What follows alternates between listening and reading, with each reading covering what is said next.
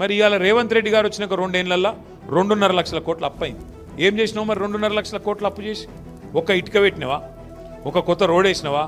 ఒక కొత్త మోరీ కట్టినవా? ఏం చేసినావు నువ్వు? 2.5 లక్షల కోట్ల అప్పు. పెన్షన్లు పెంచినవా? ఎక్కడ పోయినాయి పైసలు? ఒకటి మాత్రం పక్కా, ప్రజలకు అన్ని వాస్తవాలు అన్ని విషయాలు ఒక్కొక్కటిగా అర్థమవుతా ఉన్నాయి. ఒక్కొక్క వర్గానికి ఇప్పుడిప్పుడే మొత్తం తేటతెల్లమవుతున్నది. అన్ని విషయాలు వివరంగా అర్థమవుతున్నాయి. ప్రజలు ఎదురు చూస్తున్నారు.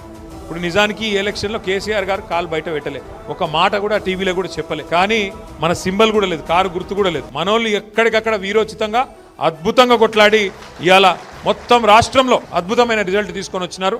దానివల్ల ఇవాళ ప్రభుత్వమే వెనుకకు పారిపోయే పరిస్థితున్నది. జిల్లా పరిషత్ మండల పరిషత్ ఎలక్షన్లు పెట్టకుండా గుర్తు లేకుండానే గిట్లున్నది. ఇక గుర్తు వచ్చి మళ్ళీ కేసీఆర్ గుర్తుకొస్తే ఎట్లుంటుందో అని చెప్పి తప్పించుకొని పారిపోయే పరిస్థితున్నది. ఒకటి మాత్రం పక్కా, ఇంకొక 2 ఏళ్ళు మనకు కొద్దిగా పరీక్షా సమయం ఉంటుంది. 2 ఏళ్ళు వాడొకటి వీడొకటి కాంగ్రెస్ వాడు మనని అవమానిస్తే అవసరమైతే 1 నిమిషం తలకాయ కిందికేసుకోవాలి, 4 అడుగులు వెనుకకేయాలి.